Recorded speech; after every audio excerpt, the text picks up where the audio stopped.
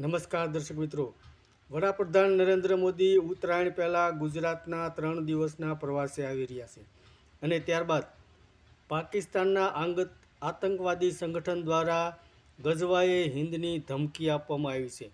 તો શું છે વિગત, તેની આપણે વિગતવાર સમાચારમાં વાત કરીશું. તો વડાપ્રધાન નરેન્દ્ર મોદી ઉત્તરાયણ પહેલાં ગુજરાતના 3 દિવસના પ્રવાસે આવી રહ્યા છે, જેમાં 10 તારીખથી 12 તારીખ સુધી વડાપ્રધાન નરેન્દ્ર મોદી ગુજરાતમાં રહેશે. તો 10 તારીખે વડાપ્રધાન નરેન્દ્ર મોદી સોમનાથના ટ્રસ્ટીઓ સાથે મુલાકાત કરશે અને ત્યારબાદ તેઓ સોમનાથની જે ગૌરવ ગાથા છે તેની વાત કરશે.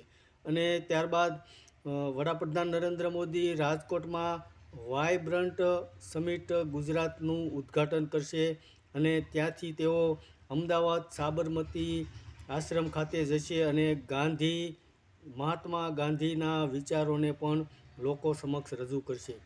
તો વડાપ્રધાન નરેન્દ્ર મોદીનો જે ગુજરાતમાં પ્રવાસ ગોઠવાઈ રહ્યો છે તેના માટે ગુજરાતમાં તડામાર તૈયારીઓ કરવામાં આવી છે. અને ત્યારબાદ બીજા સમાચાર એ છે કે પાકિસ્તાનના આતંકવાદી સંગઠન દ્વારા ભારતમાં ગજવાએ હિન્દની ધમકી આપવામાં આવી છે.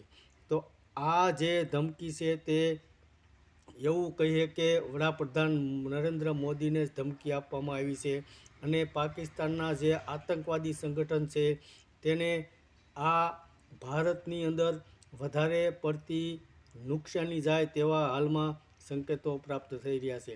તો વડાપ્રધાન નરેન્દ્ર મોદી ગુજરાતના પ્રવાસે આવી રહ્યા છે, જેને લઈને ગુજરાતમાં તડામાર તૈયારીઓ કરવામાં આવી રહી છે અને પાકિસ્તાનના સંગઠન દ્વારા જે ધમકી આપવામાં આવી છે તેને લઈને હાલમાં આગળની કાર્યવાહી માટે પણ સરકાર દ્વારા સૂચન કરવામાં આવ્યું છે. ધન્યવાદ દર્શક મિત્રો.